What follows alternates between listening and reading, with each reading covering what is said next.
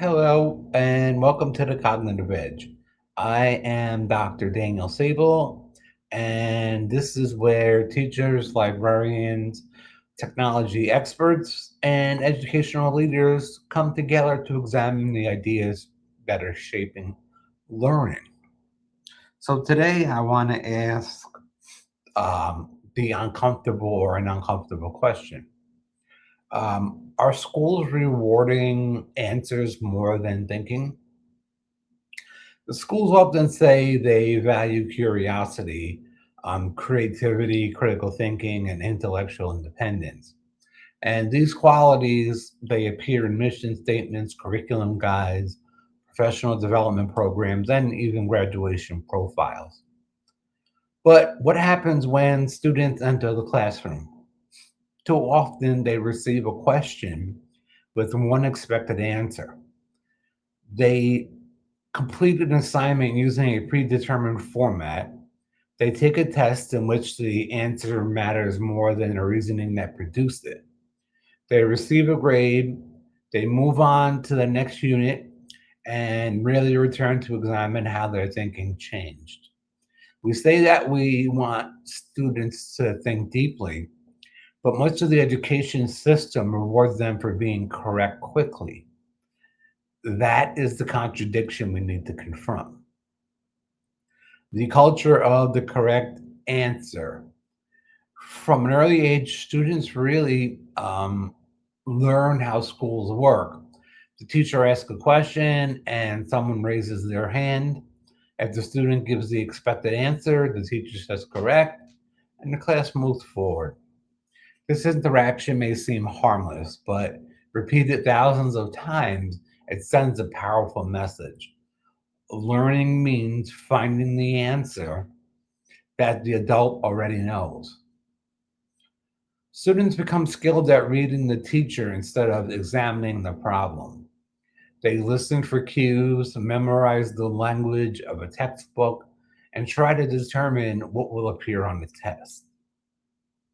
In other words, they learn to perform knowledge.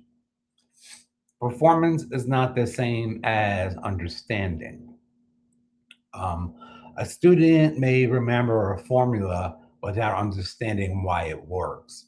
And another may summarize a chapter without identifying its assumptions.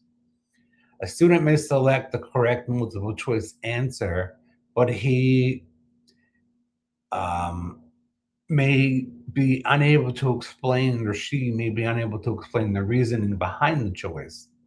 The assignment gets completed, the grade book gets updated, everyone appears to be moving forward. But has meaningful thinking occurred? Speed is not the same as intelligence. Schools also tend to reward speed. The first student to raise a hand is often viewed as confident and capable. The student who needs more time may be seen as unprepared, disengaged, or academically weaker. However, speed is not the same as intelligence. Some students need time to process language, connect new information with prior knowledge, consider multiple possibilities, or even organize a response. Multilingual learners, neurodivergent students, anxious students, and reflective thinkers may all require additional processing time. Their silence does not necessarily indicate an absence of thought. Sometimes it means that serious thinking is taking place. When classroom discussion moves too quickly, the fastest voice dominates. Students begin to believe that good thinking must be immediate. They become reluctant to pause, reconsider, or admit uncertainty. Yet, outside of school, the most important problems really reward the fastest answers. Leadership, research, citizenship, relationships, they all require patience.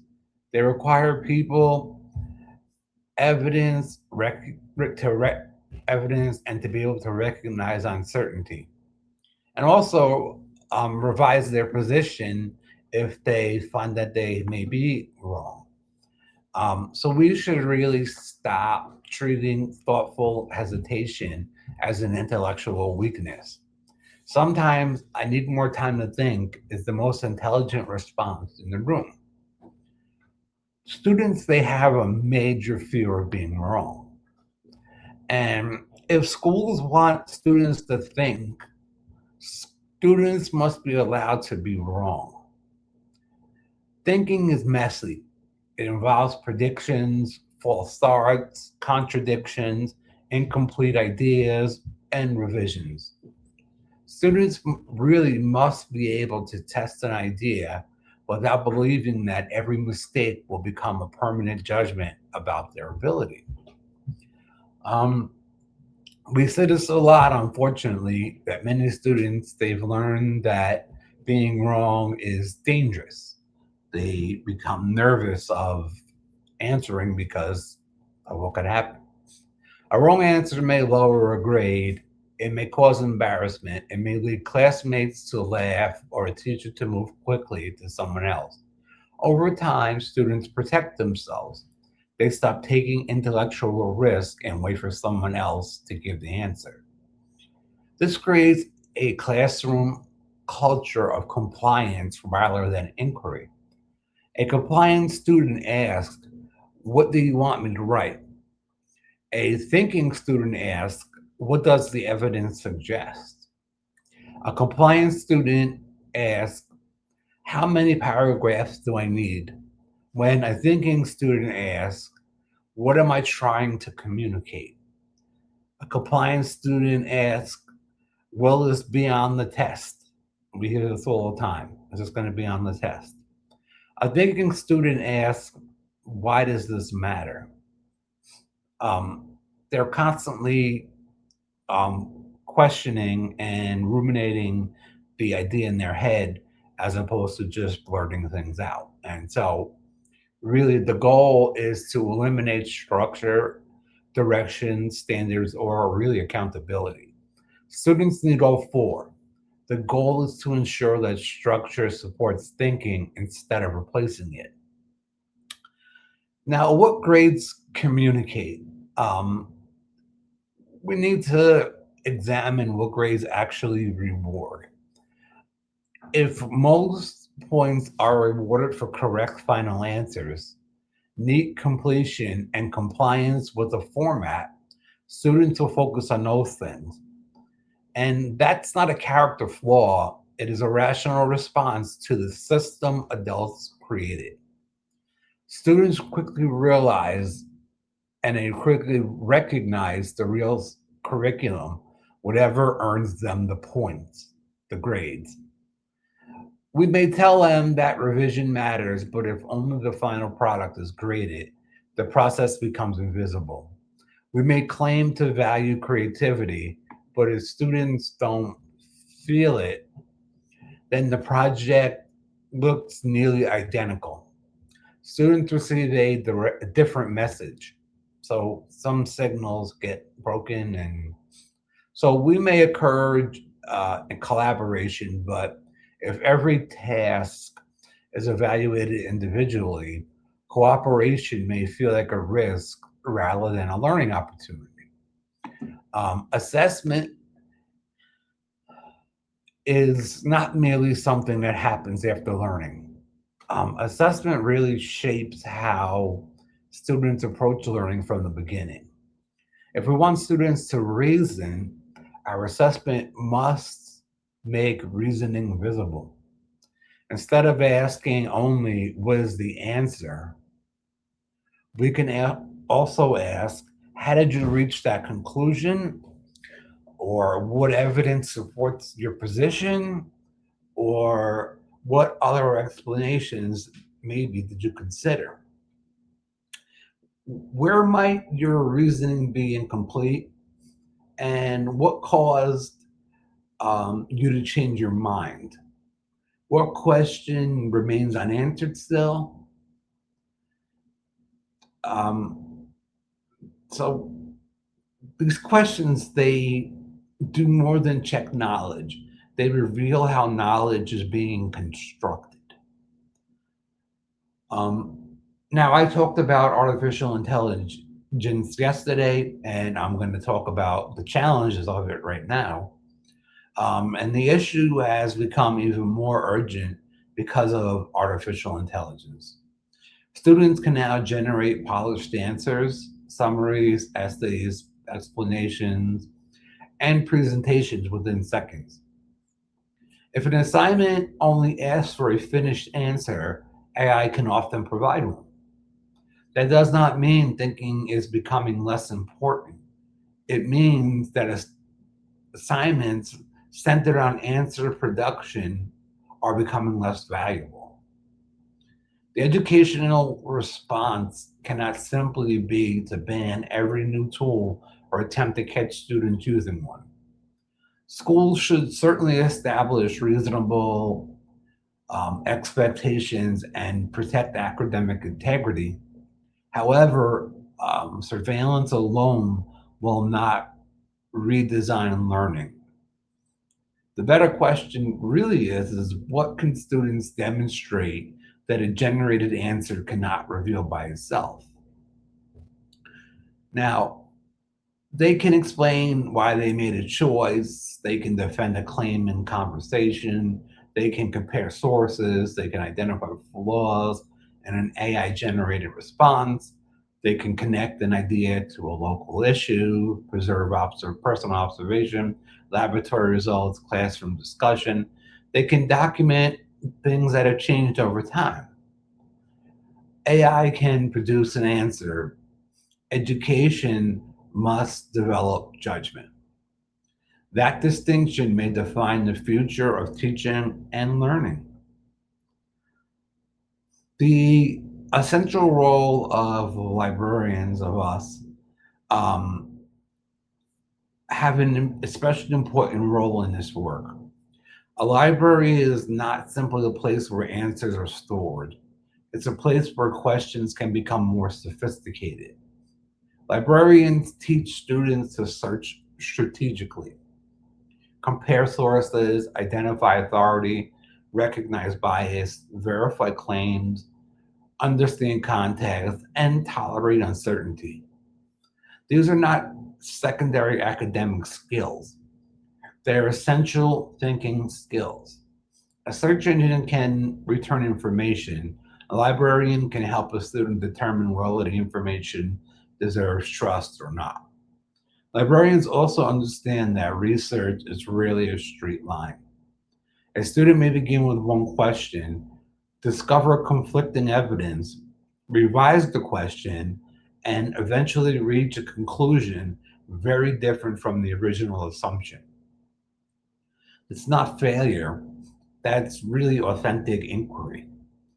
Teachers and librarians should work together to design assignments in which students cannot succeed through simply copying or memorizing or answer generation.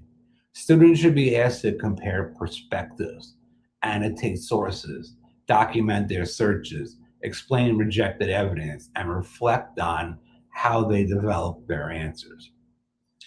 The product matters, but the intellectual journey should matter too. Um, Really, what can teachers do about this? Changing this culture does not require abandoning standards or rebuilding an entire curriculum overnight or any time for that matter. It begins with small changes in classroom practice. The first is to increase wait time. After asking a difficult question, allow silence. Give students time to write, discuss their thinking with a partner, or revise an initial response. Silence may feel uncomfortable, but discomfort is not always a problem. Sometimes it is the sound of a classroom that can destroy a student's thinking. Second, ask students to explain their reasoning. A correct answer without an explanation should not always end the discussion. Ask, what makes you think that? Or can you show us how you arrived there? This shifts attention from performance to process. Third, normalize revision. Allow students to reconsider an answer after receiving feedback. they encounter new evidence or they hear another perspective, revision should not be treated as repairing failure. It is what capable thinkers actually do. Fourth, rewarding strong questions. A thoughtful question can reveal more understanding than a memorized answer. Teachers can create opportunities for students to generate questions, rank them, improve them, and investigate them. Fifth, use fewer questions but add great depth to those questions. 10 shallow questions do not necessarily produce more learning than one carefully designed problem. Depth requires time, and packed um, questions often have too little room for exploration. Finally, make uncertainty acceptable. Teachers do not need to pretend that every issue has a clean answer.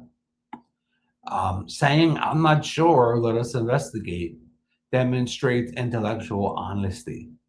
Students need to see adults model curiosity, humility, and revision.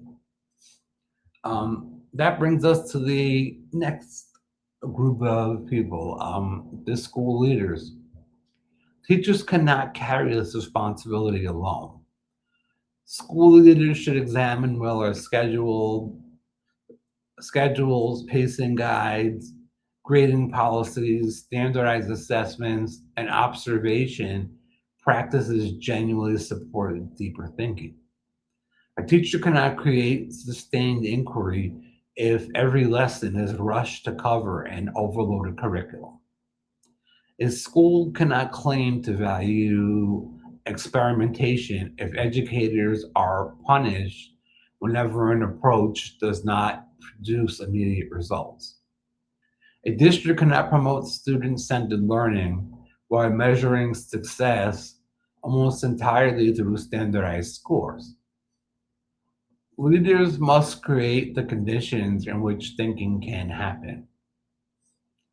That includes protecting planning time, supporting teacher librarian collaboration, reviewing assessment practice, providing meaningful professional learning, and giving students access to well supported libraries. It also means asking difficult institutional questions, like, are we measuring what we truly value? Do our highest performing students understand deeply, or have they mastered the system? Are students becoming more curious as they move through school, or less curious? Do students know how to challenge information respectfully? Can they explain why they believe something? Can they change their minds when the evidence changes? Those are harder outcomes to measure, but they are also the outcomes that matter most beyond graduation. So, a different vision of student success. Imagine a school in which students are known not only for what they know, but for how they think. In that school, a strong student is not merely someone who gets the correct answer. A strong student can ask a meaningful question, locate reliable evidence, explain the position, listen to competing ideas, recognize limitations, and revise a conclusion. A strong student can say, I was wrong, or I need more evidence, or I see the issue differently now, or I don't know yet. Um, those statements may not look impressive on a traditional test, but they represent intellectual maturity. Education should not produce young people who are simply confident in their answers. It should produce people who understand when confidence is justified. So, schools are rewarding answers more than thinking. In many cases, probably yes. Not because teachers do not care about thinking, most educators care deeply about it, but they work within systems built around coverage, speed, standardization, grades, and measurable outcomes. The problem is not that answers are unimportant. Students need knowledge, accuracy, and foundational skills. The problem occurs when the answer becomes the finish line instead of the beginning of deeper inquiry. The future will not belong to the people who can merely retrieve information fastest. Machines are already very good at that. The future will belong to people who can evaluate information, connect ideas, detect manipulation, ask better questions, make responsible judgments, and also um, really just come to a conclusion on their own. So, being able to ask oneself, you know, does this make sense? Does this help me? Will this get me to the right answer? Or, you know, doing some research and looking to see by comparing and contrasting maybe two of the same research type papers to see if they find differences that make them think deeper about what they're doing. Um, so that's the end. Hopefully, you enjoyed it, and we'll talk to you soon. Have a great day. Thanks for watching the Cognitive Edge. Bye.